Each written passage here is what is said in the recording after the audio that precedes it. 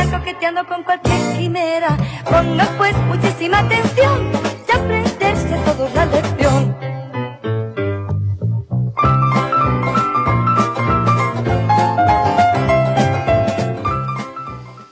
Bueno, pues os damos a todos la bienvenida a este repaso de escuela sabática, que en esta semana se titula El conflicto inminente y que tiene por el versículo de memoria: santifícalos en la verdad, tu palabra es verdad, que se encuentra en Juan 17:17. Bueno, esta escuela sabática, la verdad que es muy, muy densa, tiene pues muchos aspectos y mucha chicha que sacar, ¿no?, como diríamos.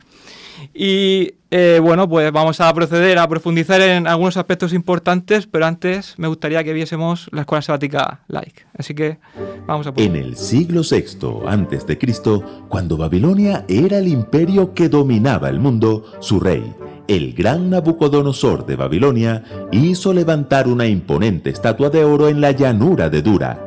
¿Recuerdan cuál era la orden respecto a esa imagen? Que personas de todas las naciones vinieran a adorarla. Y el que no lo hiciera sería echado en un horno de fuego. 3 jóvenes hebreos, Ananías, Misael y Azarías, quienes años atrás habían sido llevados cautivos por Nabucodonosor a Babilonia, estaban en la llanura cuando el pregonero anunció el decreto. Mándese a vosotros, oh pueblos, naciones y lenguas, que al oír el son de todo instrumento de música, os postréis y adoréis la estatua de oro que el rey Nabucodonosor ha levantado. Y cualquiera que no se postre y adore, inmediatamente será echado dentro de un horno de fuego ardiendo. Cuando la música sonó, todos se postraron y adoraron, pero Ananías, Misael y Azarías se quedaron rectos como un lápiz. ¿Por qué? Porque ellos eran adoradores del Dios del cielo. Correcto. Entonces inició la persecución. Unos varones caldeos, que eran los líderes religiosos del imperio babilónico, acusaron a los 3 jóvenes hebreos ante el rey. La expresión aramea que usó el profeta Daniel al narrar esta historia es Akalu Cuarsejón, que literalmente significa comieron los pedazos de ellos, querían destruirlos por completo. El rey les dio una segunda oportunidad de postrarse, pero ellos volvieron a negarse. Nabucodonosor, enfurecido, mandó a calentar el horno 7 veces más y arrojar vivos a los valientes muchachos. ¿A quién adorar? Ananías, Misael y Azarías siempre lo tuvieron muy claro. En el tiempo del fin, esa misma pregunta definirá el destino final de cada ser humano. Lección 11. El conflicto inminente. Como hemos dicho, el gran conflicto cósmico entre Cristo y Satanás comenzó en el cielo en torno a la adoración y llegará a su punto final también en torno a la adoración. Apocalipsis 13 señala que en el tiempo del fin todos los moradores de la tierra seremos obligados a adorar lo que el Apocalipsis llama la imagen de la bestia. El decreto, al igual que en la llanura de Dura, será matar a todo el que no la adorase. Así que quienes no adoren la imagen de la bestia serán perseguidos. ¿Cómo? Así a que todos, pequeños y grandes, ricos y pobres, libres y esclavos, se les pusiese una marca en la mano derecha o en la frente, y que ninguno pudiese comprar ni vender, sino el que tuviese la marca o el nombre de la bestia o el número de su nombre.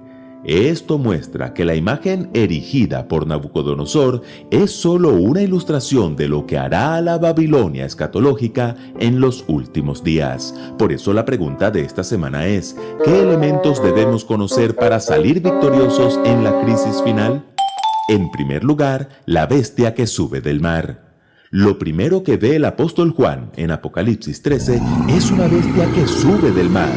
A esta bestia, el dragón le dio su poder y su trono. Ese dragón, de acuerdo al capítulo 12, es el diablo obrando a través de la Roma imperial, quien intentó destruir a Cristo. ¿Y a quién le dio su poder y su trono la Roma imperial? A la Roma papal. Veamos, Juan dice que esta bestia hablaba grandes cosas y blasfemias. ¿Qué es la blasfemia?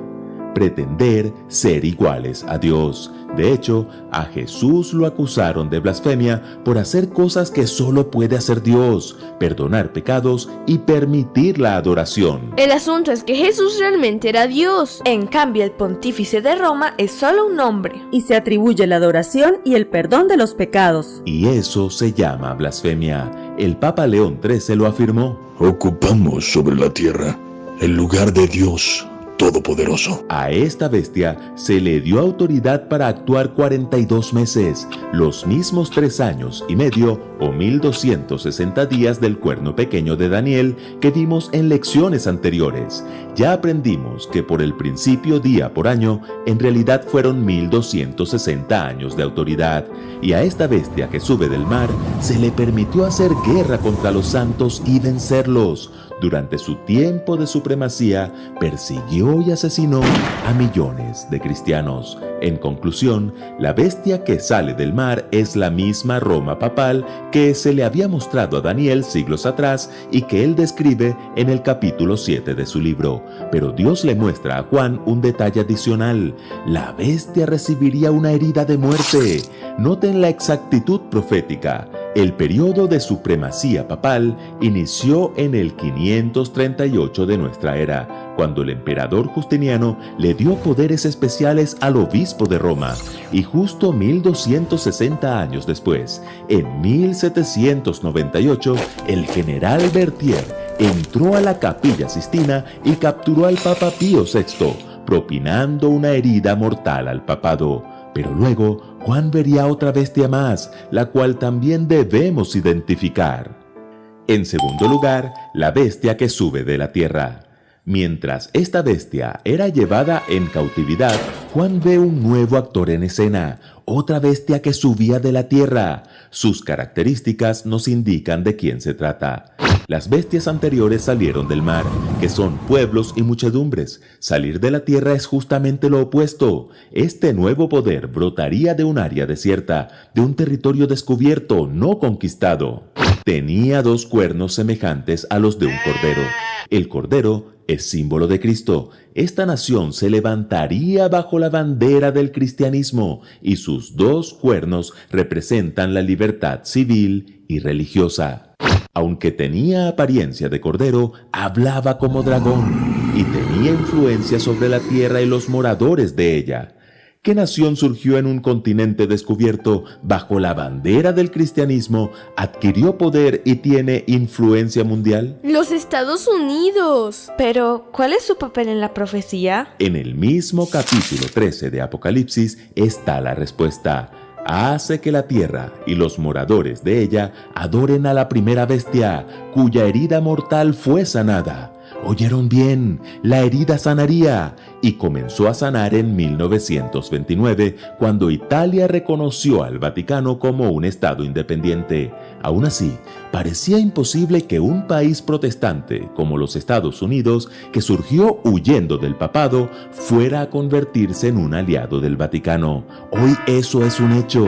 Más aún, Joe Biden es el segundo presidente católico de su historia. La profecía indica que este país usará su influencia mundial para devolverle al papado la autoridad que tuvo en la Edad Media durante sus 1260 años de supremacía. Y en tercer lugar, la crisis final. La alianza de estas 2 bestias dará como resultado algo que Roma ha perseguido desde sus inicios, una ley dominical. ¿Lo notan? La marca de la bestia no es un microchip, ni un código de barras, ni un número secreto en los billetes de $1. La marca de la bestia es un día, el domingo, en oposición al verdadero día de adoración en el que reconocemos que Dios es nuestro creador. ¿A quién adorar? Dios tendrá un pueblo del tiempo del fin que le será leal a pesar de la mayor oposición y la más feroz persecución de la historia, mientras que la observancia del falso día de reposo, en obediencia a la ley del Estado y en oposición al 4º mandamiento, será una declaración de obediencia a un poder que está en oposición a Dios. La observancia del verdadero día de reposo, en obediencia a la ley de Dios, será una evidencia de lealtad al Creador. Apocalipsis 14:12 declara que estos seguidores comprometidos con el Salvador tendrán la fe de Jesús. La fe de Jesús es una fe tan profunda que confía aún cuando no puede ver, persevera incluso cuando no puede comprender. Es la misma fe que se manifestó en Ananías, Misael y Azarías, quienes fueron arrojados sin piedad al horno de fuego. Pero Jesús caminó con ellos allí y los libró de una muerte segura. Pidámosle a Dios esa misma fe, y en medio del conflicto inminente, de la peor crisis de la historia, Jesús aparecerá glorioso para librar a su pueblo. Mientras tanto, las palabras de Jesús a la iglesia de Esmirna servirán de aliento para su pueblo fiel. No temas en nada lo que vas a padecer. He aquí, el diablo echará a algunos de vosotros en la cárcel para que seáis probados, y tendréis tribulación por 10 días. Sé fiel hasta la muerte, y yo te daré la corona de la vida. Bueno, pues agradecemos este espectacular resumen de lo que es la Escuela Sabática esta semana por parte de la Escuela Sabática Like. Y ahora nos toca a nosotros sacar un poco cuáles son las lecciones y conclusiones que sacamos de esta lección, que es muy, muy densa, que tiene muchos simbolismos, que tiene monstruos, bestias, dragones. Pero al final, cuando yo estudio esta escuela sabática y quiero darle un toque, quiero, digamos, interiorizarla, hacer la práctica, ¿qué puedo sacar de ella? Entre toda esta marabunta, veo que al final el tema central es la adoración, ¿no? El tema por el que empieza el problema es la adoración. Esta semana se trataba de buscar alguna definición de adoración que me gustara. Y he encontrado una anónima que es muy, muy, para mí, lo resume muy bien. Dice: la adoración se resume como aquello a lo que damos más valor en nuestra vida. Y yo quería empezar este repaso de escuela sabática grupal con vosotros, plantearos precisamente esta pregunta. ¿Qué es para vosotros la adoración? Esther, para ti, ¿qué es la adoración realmente? ¡Wow! Pues cómo se despierta el cerebro en 3 décimas de segundo. A golpe. Madre mía. Pues a ver, nunca me habían hecho esa pregunta de forma directa, ¿no? Pero, a ver, me voy a permitir decir lo primero que piense espontáneamente, ¿no? Después de haber leído la lección. Adoración podría ser el resultado natural de quién soy. Quiero decir, dependiendo de lo que yo piense que soy, ¿de acuerdo? Pues ahí será el objeto de mi adoración. Esta semana lo pensaba. De hecho, he tenido una reflexión bastante curiosa sobre esto, ¿no? El tema de decir, vamos a ver, yo como ser humana es imposible que entienda a Dios. Y Dios es algo que se me escapa, ¿verdad? Completamente. Y tenemos entendido, bíblicamente hablando, que en el cielo lo normal, lo natural es adorar. ¿Por qué? Pues porque están delante de Dios y es el gesto espontáneo, es decir, es lo que ocurre de forma natural, de forma normal. Adoración, entonces, sería efectivamente el resultado de lo que yo soy y de lo que creo ser, ¿vale? Y no es una cuestión especialmente filosófica, ¿no? Sino que, dependiendo de quién sea, dependiendo de lo que me considere, ahí, pues de alguna forma extenderé mi adoración. Y adoraré, pues o bien a Dios, o bien a mí misma, o bien a cualquier otra cosa.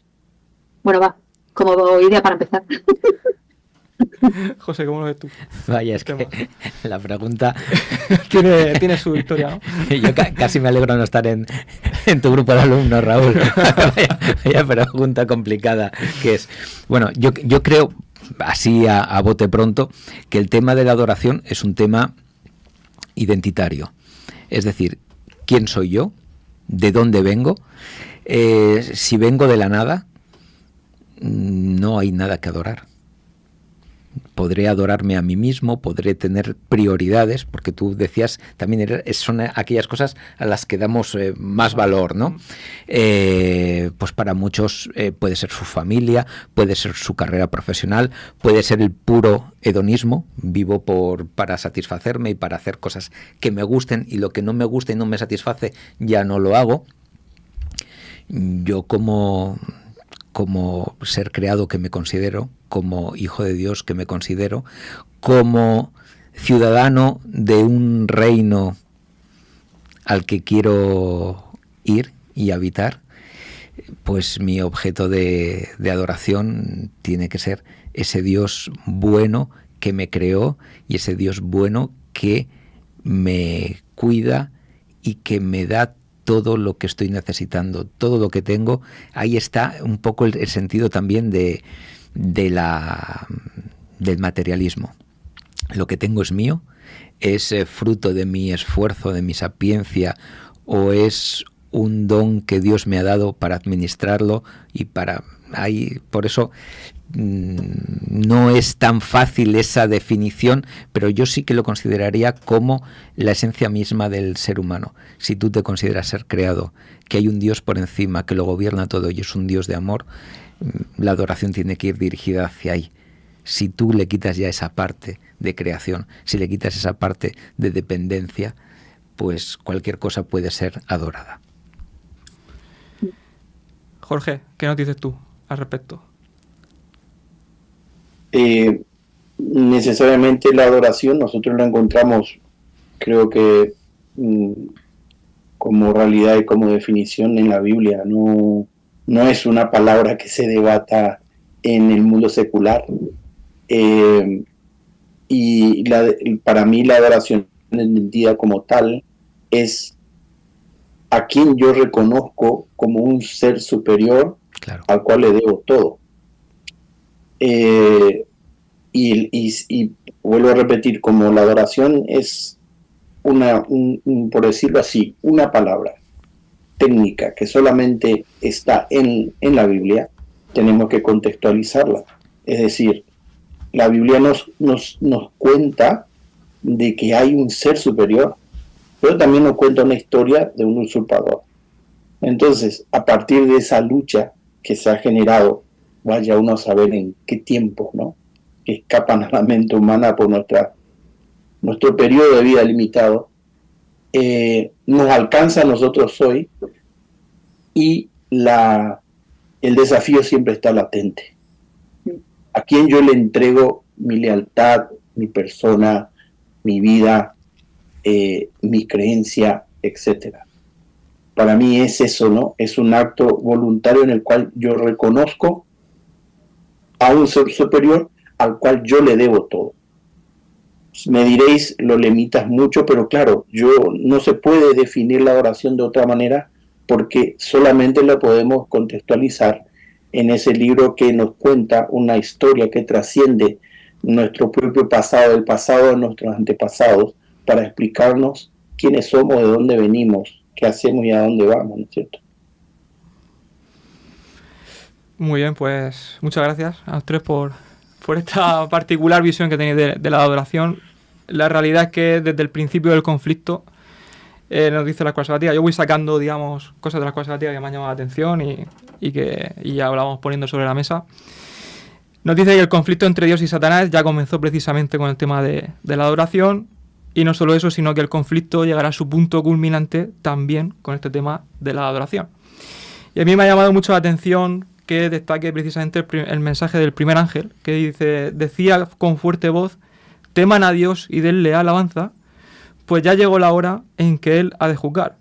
Adoren al que hizo el cielo y la tierra, el mar y los manantiales, ¿no? Es decir, que digamos que este ángel lo que está remarcando es a un Dios creador, ¿no? Y uno de los ataques que más ha recibido precisamente el Dios creador es la creación. Precisamente es esa, ¿no? Con la herramienta de la evolución tan extendida y aceptada, y que hoy tanto se acepta también en los centros educativos, y que pues al final lo que se carga es ese inicio y ese origen del ser humano. Pero no solo eso, sino que con ello, con esta idea, lo que invalida es aspectos tan importantes como el sábado bíblico, como el inicio del matrimonio y tantas otras cosas, ¿no? Pero no es el enemigo. Esta escuela sabática está basada también, nos decía en el principio el autor, en el capítulo 35 y 36 del Conflicto de los Siglos. Y ahí tenemos algunas citas que también me gustaría que debatiésemos, que vosotros me dijeseis qué os parece, ¿no? Nos dice en la página 555: la incredulidad predomina de modo alarmante no solo en el mundo, sino también en la Iglesia, ¿no? ¿Pensáis que también existe esa incredulidad dentro de la Iglesia? ¿O no? ¿O todo lo tenemos muy claro? Qué pregunta tan capciosa, podríamos decir. Yo creo que si miramos a nuestra propia vida, sin tener que mirar a los demás, podremos ver episodios de incredulidad. Episodios de decir, estamos solos, esto tengo que arreglarlo yo, a ver cómo lo puedo solucionar, ignorando pues que hasta aquí nos ayudó Dios. Y es una tendencia muy humana. Nosotros intentamos o solemos asirnos a aquellas cosas corpóreas. ¿Dónde te puedes asir? Algo sólido, algo que puedes ver, que puedes tocar. La fe apela a unas proyecciones mentales y espirituales en las que este mundo de poca reflexión, este mundo de velocidad, cada vez está excluyendo más. Reflexionar sobre algo, meditar sobre algo, pensar que hay pues un mundo espiritual en el sentido bíblico, no en otros, suele estar bastante de moda. ¿Por qué digo esto? Porque parece ser que el que cree en Dios es bastante tonto, pero el que cree en los horóscopos es cool.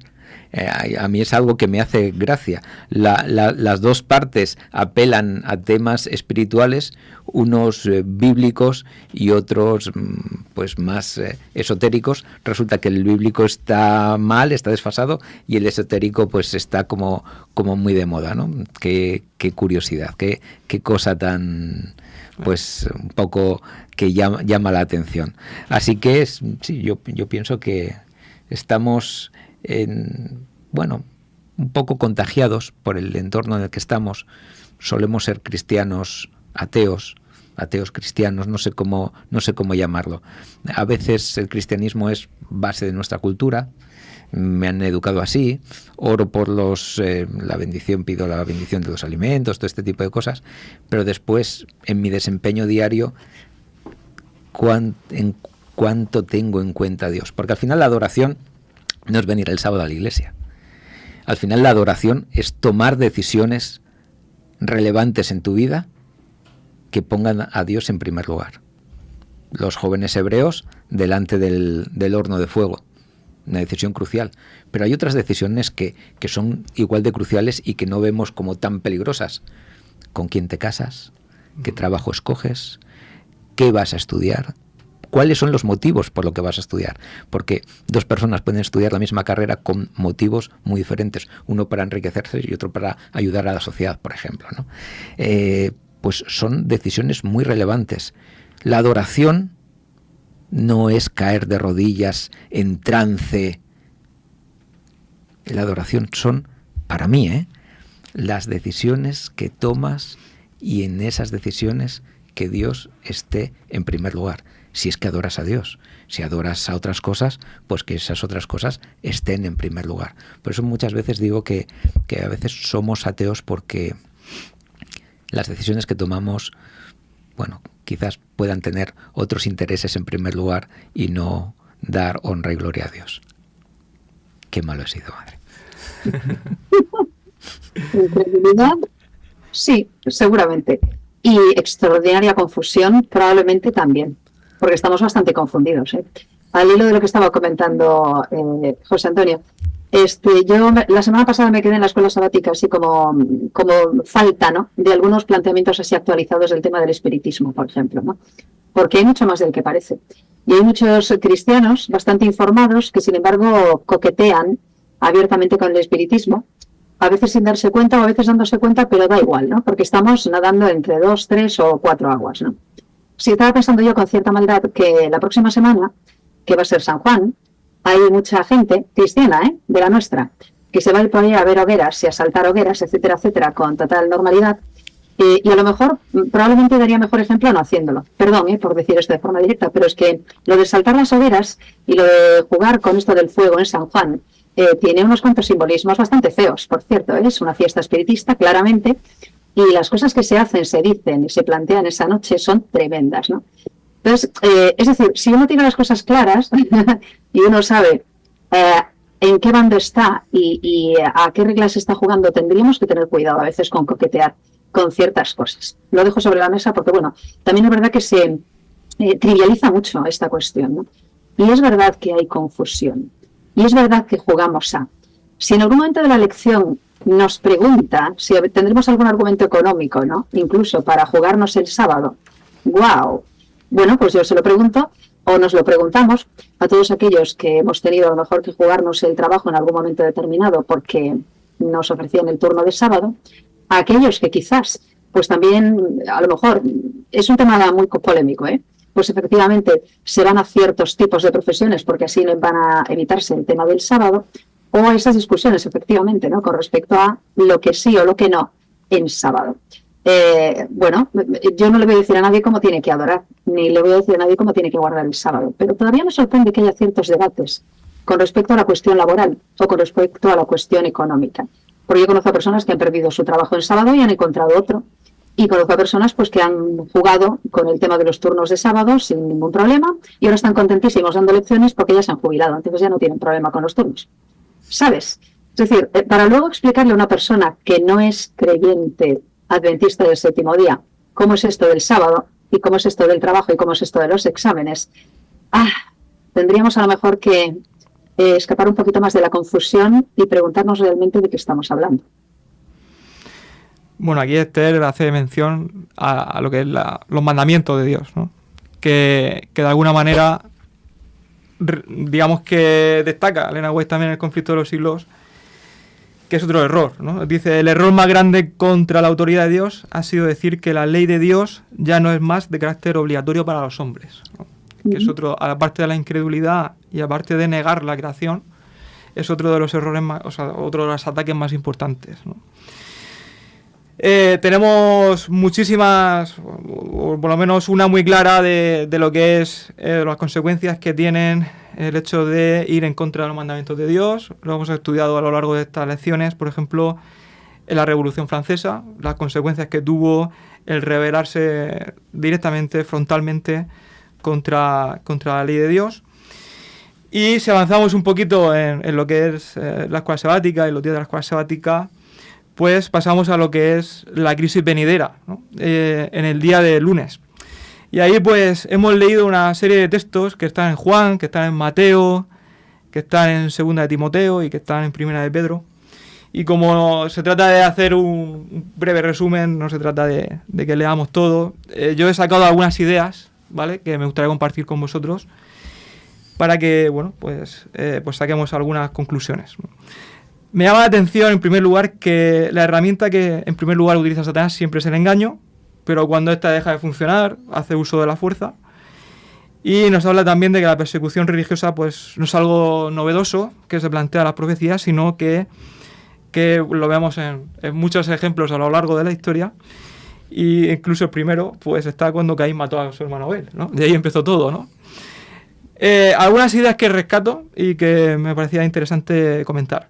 Por ejemplo, habla de las expulsiones de las sinagogas, ¿no? Que hoy podríamos decir que las sinagogas son las iglesias.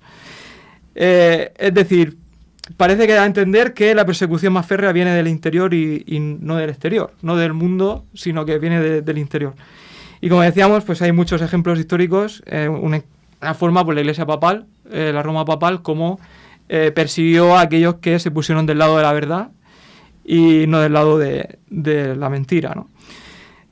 Otra de las ideas es, y algo que a mí me perturba muchísimo en lo personal, es el paso por el fuego de la prueba, ¿no? Y aquí me quería detener, ¿no? ¿Qué os parece que los cristianos al final del tiempo tengamos que pasar por un proceso de prueba similar o semejante a eso que nos plantea la profecía bíblica? Jorge. Te toca. A mí lo que me preocupa, esto es como mencionabas, Raúl, una preocupación personal es, y quiero que me entendáis bien, espero poder expresarme correctamente. Yo creo que enfocar exclusivamente, estamos hablando del gran conflicto, ¿no es cierto? Para resumir lo más sintético posible, el gran conflicto nos dice a nosotros que hay un ser superior que ha creado todo, que tuvo un plan, y ese plan fue echado a perder, que involucra a la humanidad, fue echado a perder por un usurpador, que desde entonces intenta desplazarlo para ponerse él como el gran Dios del universo, ¿no es cierto? Y la Biblia nos va contando que ese gran conflicto va a desembocar en dos posibilidades, o la muerte o la vida eterna. Entonces, en ese contexto, ¿cómo es que yo voy a terminar con la muerte eterna o con la vida eterna? Si yo, por eso digo, empiezo a centrar mi visión en el sábado, desenfoco el gran conflicto, porque Jesús nos remitió a nosotros en su época, cuando el Nuevo Testamento no estaba escrito, a que leyésemos Daniel para entender de qué va este conflicto. Y luego Jesús mismo revela el resto a Juan para que se pueda completar la parte que faltaba, ¿no es cierto? Porque recordemos que básicamente a Daniel se le reveló lo que atañía a Israel en su tiempo. Pero luego ya en Juan, en Apocalipsis, Jesús revela lo que atañe a la humanidad. ¿Y dónde va a desembocar este gran conflicto? Y yo entiendo que la diferencia en que yo termine en la muerte eterna, en la vida eterna, no es la observancia del sábado. Estaría equivocándome, porque el continuo de Daniel, que fue pisoteado, que fue sustituido por un poder que intentó cambiar los tiempos y las leyes, habla, si nosotros lo hemos desarrollado en tiempos pasados, del santuario y lo que está ocurriendo ahora. Y resulta que yo voy a terminar con una muerte eterna o una vida eterna dependiendo de cómo entiendo y acepto yo la realidad de ese santuario. Es cierto que ha habido una falsificación y ahí está el gran problema. Cuando existe un solo templo que está en los cielos, nos lo dice la Biblia, y hay religiones, no es solamente la católica, que traen templos aquí en la tierra, y cuando nos dice que hay un gran sumo sacerdote, que es el único medio a través del cual yo puedo acceder a la vida eterna, y esos poderes apócrifos traen un sacerdote aquí en la tierra con capacidad para perdonar pecados, es ahí donde yo creo que desenfocamos lo importante, porque es lo que nosotros tenemos que transmitir. Indudablemente que el sábado es el resultado de comprender yo quién es Dios para mi vida hoy, que ha ofrecido a su Hijo, que ese es el único camino para yo evitar la muerte eterna a la que estamos condenados todos de primera instancia, y que la única solución nos la ha dado Dios a través de Jesús. Es eso lo que ha atacado Satanás, es esa creencia la que trata de que nosotros no la entendamos para culminar del lado que Él quiere, ¿no es cierto?, la destrucción final. Y entonces, claro, una vez que yo comprendo esto, y cada día renuevo mi pacto con Dios, y de esa manera yo me mantengo, ¿no es cierto?, mi nombre dentro del libro, y no de los libros, es lo que me hace a mí adorar a Dios, reconocerlo a Él, y recordar cada sábado que Él no solo es mi creador, sino que también es mi redentor y mi sustentador, mi liberador final, como dice Daniel 12, ¿no es cierto? En aquel tiempo se levantará Miguel. Y la consecuencia de ello, la convicción de ello, es lo que me llevará a mí a recordar cada sábado y señalar: el que me recuerda a mí este día, ese es el único Dios, dueño absoluto de este universo. Para mí es eso, enfocar mejor el gran conflicto. Hombre, si me permites, podría ser a lo mejor un error focalizarse demasiado en el sábado, pero probablemente podría ser un error trivializar el sábado o restarle su verdadera importancia. La lección en algún momento dice, lo digo porque la lección habla de la marca de la bestia, ¿no? Creo que es un tema importante, y como últimamente estamos dedicados al bestialismo, quiero decir, hay muchos cristianos que se dedican por ahí a asustar a la gente contando cosas y tiene la palabra bestia en todos los titulares de todo lo que dicen, a lo mejor, para empezar, podemos relajarnos un poco, pero al mismo tiempo no relajarnos demasiado, no vaya a ser. La lección nos dice, en algún momento determinado, ¿no, Raúl?, que Satanás odia el sábado. Yo lo voy a enfocar con lo que tú estás diciendo con lo de la prueba, ¿vale? Y resulta que nos remite al conflicto de los siglos, página 663. No lo digo yo, lo dice la inspiración profética. Mientras que la observancia del falso día de reposo, domingo, en obediencia a la ley del Estado y en oposición al cuarto mandamiento, será una declaración de obediencia a un poder que está en oposición a Dios, la observancia del verdadero día de reposo, sábado, en obediencia a la ley de Dios, será una evidencia de lealtad al Creador. Bueno, evidentemente, probablemente no todo el mundo sienta la prueba, comillas, del sábado, pero la observancia del sábado será una prueba de lealtad al Creador. No lo digo yo, lo dice el espíritu de profecía. Bueno, ya lo sabíamos porque leíamos Éxodo 20, ¿no? Para muchas personas la prueba será esa, para otras personas la prueba será pues cualquier otra cosa. A mí también me perturba, Raúl, el tema del fuego, porque estoy convencido de que cada uno de nosotros va a tener su propia hoguera y no tiene nada que ver con las de San Juan. Pero hemos hablado de los crisoles, ¿verdad?, en lecciones pasadas, y hemos hablado efectivamente de tentaciones, del sufrimiento, del dolor.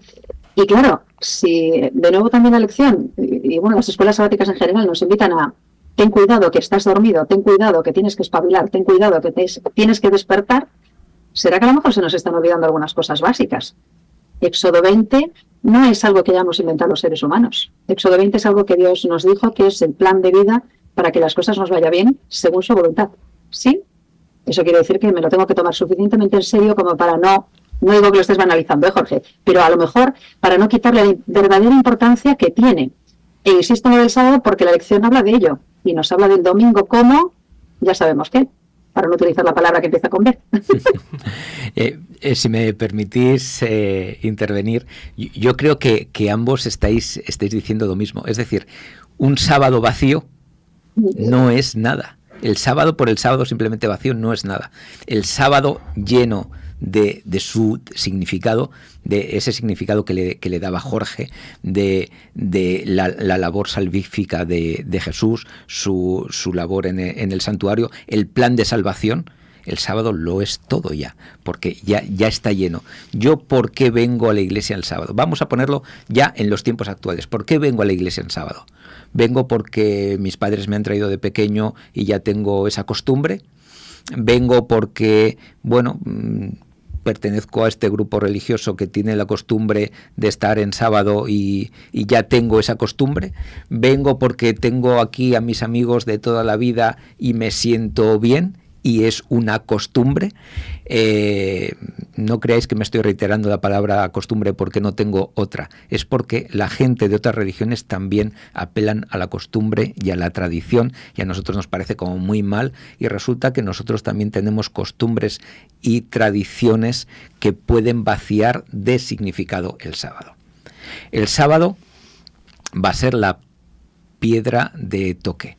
El sábado va a ser esa parte, pero un sábado, como bien decía Jorge, un sábado lleno de contenido, un sábado en el que esté contenido Dios como creador, un sábado en el que está contenido Dios como un Dios al cual yo he de adorar según lo que Él me dice cómo tengo que adorar, no como yo quiero, sino como Él me lo dice. Es decir, cuando estoy guardando el sábado conscientemente de todo lo que lleva detrás de todo ese contenido, yo lo que estoy haciendo es tomando partido. Y al final eso es, y volvemos al principio de la lección, eso es lo que es la adoración. Tomar partido por algo. Y tomar partido con todas sus consecuencias. Un tomar partido vital. Estáis hablando de la persecución de los últimos tiempos. Persecución ha habido siempre.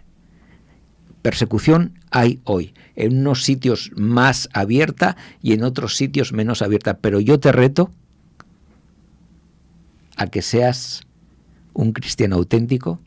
Yo te reto a que hables sin tapujos de lo que crees de la sociedad.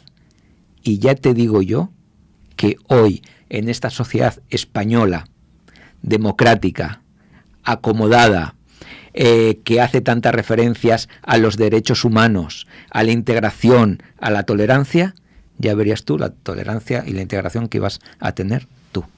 Si hoy en día no tenemos persecución, si hoy en día no tenemos más dificultades, si hoy en día podemos conservar nuestros buenos trabajos de una forma tranquila, es porque no nos estamos significando. Hay una Agenda 2030 por ahí chulísima que tiene tela que cortar. Si nosotros hablásemos todo lo que creemos de esas cosas, ya os digo yo que tu plaza de docente no la ibas a poder conservar. Te lo digo así de claro, no la ibas a poder conservar. Y posiblemente si Jorge hablase de lo que puede pensar sobre digo abiertamente y públicamente, sobre pues los intereses que hay en la sanidad y esas cosas, pues posiblemente su plaza no la podría conservar. Y a lo mejor si Esther hablase claramente de lo que piensa sobre muchos temas, a lo mejor su plaza como periodista y locutora de un programa de radio no lo podría conservar. Y si yo, José Antonio, hablase sobre lo que creo que es la justicia social y tal, bíblicamente hablando, posiblemente mi plaza tampoco la podría.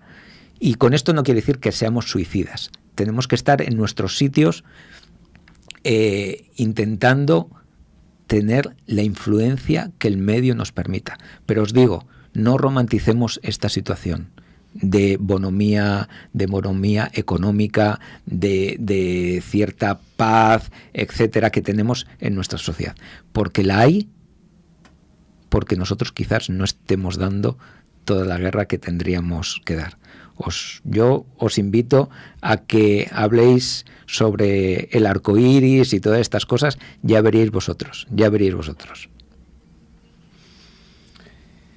Bueno, por suerte, después de decir Esther que me perturbaba, ¿no?, bastante este tema, pues, la verdad, ciertamente, pues creo que era una persecución y él nos habla de que será la persecución más grande que habrá, ¿no? Y no se habrá conocido otra como esa, ¿no?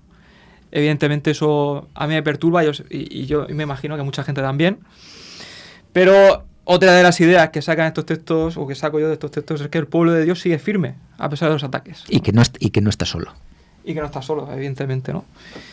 Y sobre todo lo veo en Apocalipsis 14:12, donde dice: aquí está la perseverancia de los santos. A mí me gusta la palabra perseverancia, porque dice paciencia, pero algunos autores dicen que la palabra más acertada es perseverancia. Los que guardan los mandamientos de Dios y la fe de Jesús, ¿no? Y al final me gusta pensar que todo esto va a tener un final feliz, ¿no? De que al final todo esto merecerá la pena, ¿no? Bueno, si pasamos un poquito más adelante, ya se mete en tema de las bestias, de los dragones. A identificarlas, ponerles nombre y esas cosas, ¿no? Es un tema muy extenso, si parece leemos un poquito y bueno, vamos comentando cosillas. Dice: en Apocalipsis 13, vi subir del mar un monstruo que tenía 7 cabezas y 10 cuernos. En cada cuerno tenía una corona. En las cabezas tenía nombres ofensivos, que podemos llamar blasfemias, contra Dios. Este monstruo que yo vi parecía un leopardo y tenía patas como de oso y boca como de león. El dragón le dio su poder y su trono y mucha autoridad. El dragón, que se identifica como el diablo, Satanás, le da su poder y su trono y mucha autoridad. Y un poquito más adelante dice: también se le permitió al monstruo decir cosas ofensivas y arrogantes, ¿no? Algo que nos recuerda a la escuela sabática, así que yo saco así directamente. Dice: nos recuerda un aspecto importante: el archienemigo de Dios y del hombre obra mediante instituciones políticas y religiosas para lograr sus propósitos, ¿no? Me parecería un punto importante. Se nos habla de un poder religioso apóstata que surge de Roma y que se convierte en un sistema mundial de adoración, y se relaciona esa concesión de parte del dragón con el hecho histórico de que el emperador Constantino trasladara la sede del Imperio Romano a Constantinopla y ahí dejara vía al poder religioso, digamos, para exaltarse por encima de Dios.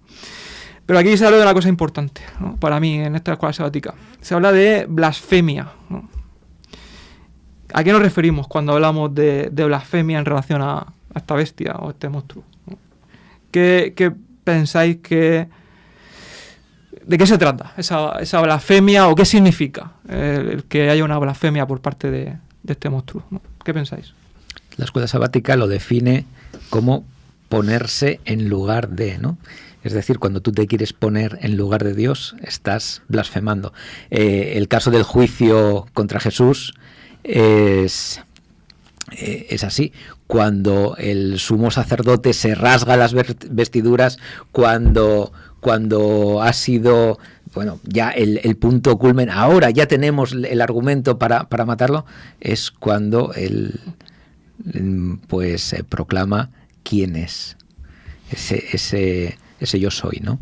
Entonces, bueno, pues a eso fue llamado blasfemia, pues haciendo esa traslación, cuando algún poder, identidad, proclama que está en el lugar de Dios, eso es blasfemia.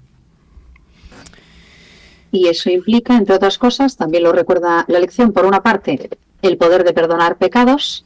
Vaya. Se dice que se pueden perdonar pecados, ¿no? Aquí abajo. Y por otra parte también, al reconocerte, ponerte en el lugar de Dios, te pides para ti también la adoración, ¿sí?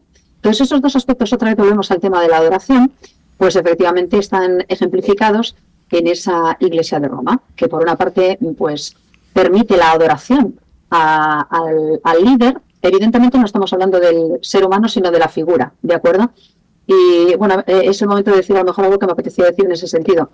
Y es que a veces cuando hacemos todos estos discursos, que está muy bien, con respecto a la profecía y con respecto a definir la cuestión de quiénes son las bestias y todo esto, probablemente nos perdemos en las formas.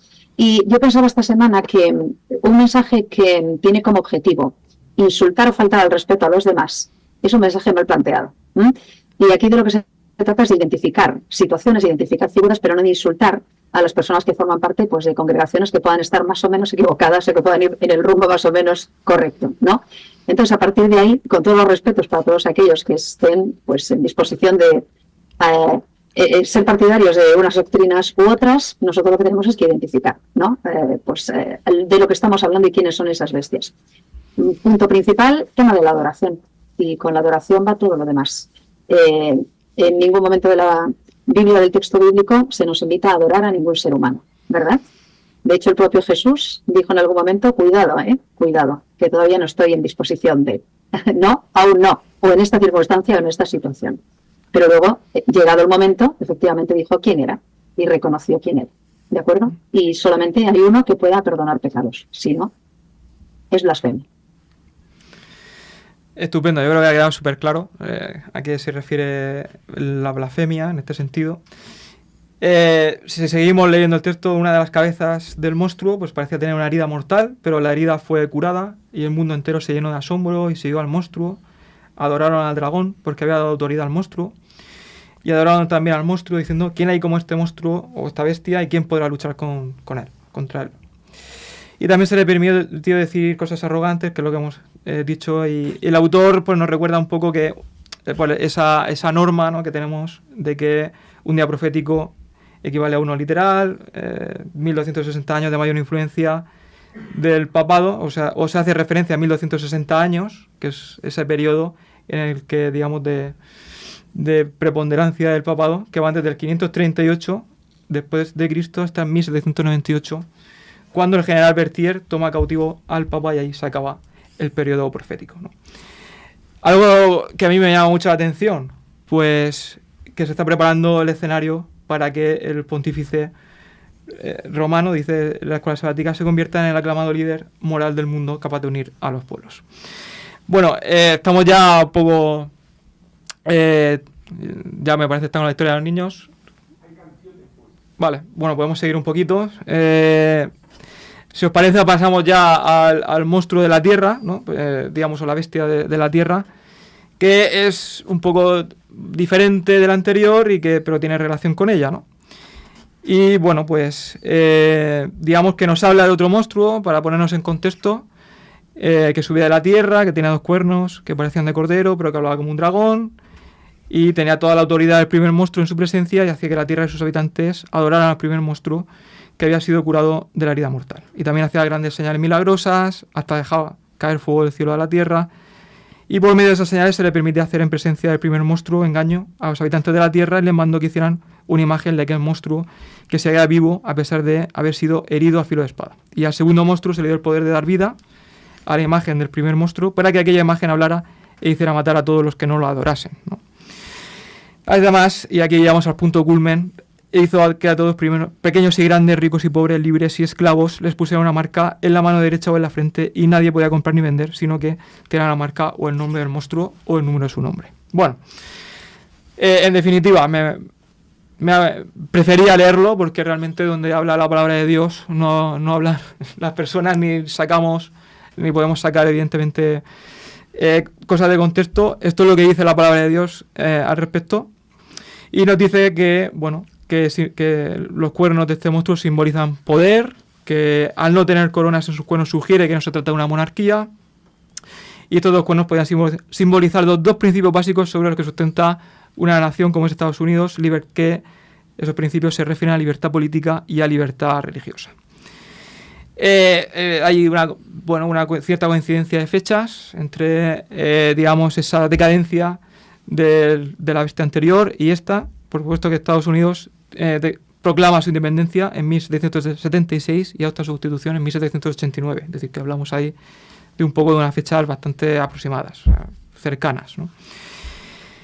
Entonces, pues, después de todo este repaso, y habiendo identificado un poco a las dos bestias y quién es el dragón, sí que me gustaría tomarme un tiempo para que vosotros dijeseis cuál es la conclusión que sacáis de todo esto, y poner un poco ir poniendo un poco el punto y final a este repaso de la escuela sabática. Me gustaría empezar por Jorge, que después de todo esto que hemos visto, estos conceptos tan densos, tan intrincados a veces, porque yo lo siento así también, ¿cuál es tu conclusión después de toda esta lección? No se te oye, Jorge. El pastor John Knight, en uno de sus libros, habla de que la pasión de los adventistas es el bestialismo. Y a veces nos perdemos en las hojas y perdemos de vista el bosque. Para mí, como expresaba hace un poco, contextualizando en el gran conflicto es la lucha entre Dios, que se ha aceptado sentarse en el banquillo y esperado pacientemente, mostrando todo, con el culmen que es su propio Hijo en medio nuestro, para que nosotros valoremos y evaluemos quién es Él y quién es su opositor. Y en ese contexto de lo que estábamos hablando recién, y lo estaba mencionando tanto Esther como José Antonio, Dios decía, nosotros tenemos un problema, nosotros estamos condenados a muerte porque hemos pecado. Cada uno asume su responsabilidad, yo no puedo transmitírsela a Adán, él tiene la suya por el suyo y yo tengo el mío. Y estamos condenados a muerte. Entonces, el gran conflicto nos dice que o nosotros vamos a morir o vamos a tener vida eterna. De ahí que surge, y se hablaba recién de la blasfemia, es indudablemente falsificar el verdadero plan de salvación que ha dado Dios. Por eso decía, nosotros sabemos, y la única iglesia que tiene esa revelación, y tenemos que agradecer al Espíritu Santo, representante de Dios ahora, y que nosotros hayamos podido comprender la verdad del santuario, porque es vital para nuestra vida, y es lo que yo tengo que transmitir a quien está a mi lado, que pueda entender lo que está pasando ahora en el santuario, porque resulta que ese Dios que está ahí, y ese sumo sacerdote, porque ahora ya es sumo sacerdote, y está a punto de dejar sus vestiduras de sumo sacerdocio para tomar la de Rey de Reyes y Señor de Señores, que nosotros podamos entender qué implica eso en nuestras vidas, ¿no es cierto? Y desoír la voz, la falsa voz blasfémica que ha tratado siempre los servidores de Satanás en esta tierra de ocupar el lugar que no le corresponde, que es el de Dios. Dios está, dice en el santuario, Jesús está a su vera, diciéndole a él que a pesar de nuestra naturaleza, como nosotros depositamos nuestra fe en él, que nos limpie de pecado. Y esa relación permanente es la que nos va a llevar al final a la vida eterna. Y en su lugar Satanás está tratando de confundir a la humanidad, mostrando un falso sistema de adoración.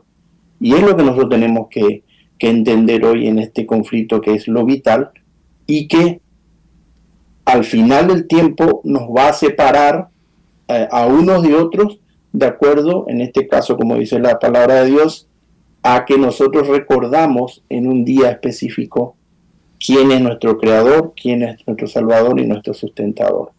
Para mí va de todo esto, y eso es la centralidad de todo esto, ¿no es cierto? Y por eso Satanás, que conoce todo esto, le ha dado fundamental y capital importancia en apartarnos de esa realidad que es el plan de Dios para nosotros, para que podamos acceder a la vida eterna. Esther, ¿con qué titular nos dejas? Estás haciendo escuela sabática. Con una frase de Elena White. Ella está hablando en Testimonios para los Ministros de que, bueno, debemos presentar la verdad de forma clara, ¿no? Y dice que esto puede ser como una espada de doble filo, pero me quedo con esta frase. Pero no os manifestéis demasiado dispuestos a asumir una actitud polémica. Porque también se tiende a polemizar de forma completamente innecesaria con aspectos que probablemente deberían ser presentados de otra manera, ¿no? Por cierto, yo invitaría también a la gente a que cuando hable de estas cosas no invente, ¿de acuerdo? O sea, que seamos menos inventores y más lectores, porque también es verdad que hay muchas teorías sobre lo que va a ocurrir que no están escritas en ninguna parte y que son teorías, ¿de acuerdo? Y es muy fácil traducir lo que no hemos visto, y es muy fácil inventar lo que no ha ocurrido, y no tenemos ni idea de cómo va a ser. Es decir, tenemos una pequeña idea de lo que va a pasar, pero no tenemos ni idea de cómo se va a articular. Y entonces, claro, en unas sociedades como las nuestras, con constituciones aprobadas, que, bueno, pues nos garantizan una serie de derechos, a lo mejor las cosas van a ser de una forma un poco distinta como las estamos planteando a priori, ¿no? Tendrían que ocurrir unos cuantos cambios legislativos muy importantes, etcétera, etcétera, que probablemente, a lo mejor vayan, digo probablemente, no lo sé, en otra línea. Y a veces cuando se habla de no podemos comprar ni vender y tal, bueno, pues si te quedas sin trabajo ya está, ¿de acuerdo? Es decir, ya no podrás comprar ni vender porque no tendrás dinero para hacerlo. Quiero decir, a veces tendemos no solo a polemizar y a insultar, insisto, a nuestros hermanos de otras congregaciones y de otras denominaciones, sino que también tendemos a dibujar una panorámica que ignoramos completamente, no lo sabemos. Preocupémonos entonces, como nos invita la lección, de tener identificados los asuntos. Es verdad que hay que identificar a las bestias, pero no hagamos, ¿verdad?, bestialismo. Efectivamente, identifiquémoslas, trabajemos la profecía, conozcámosla, pero a partir de ahí no nos dediquemos a ir dándole sustos a la gente y preocupándolas innecesariamente, sino que planteémosles problemas que van a surgir, pero soluciones también de las que también disponemos en la Biblia. José Antonio. Pues mi pregunta es, bueno, ¿y con todo esto qué hacemos? Vale, ya tengo identificado que el papado es la bestia que surge del mar. Ya tengo identificado que el sheriff del tema, el que va a poner el poder militar y político, son los Estados Unidos de Norteamérica.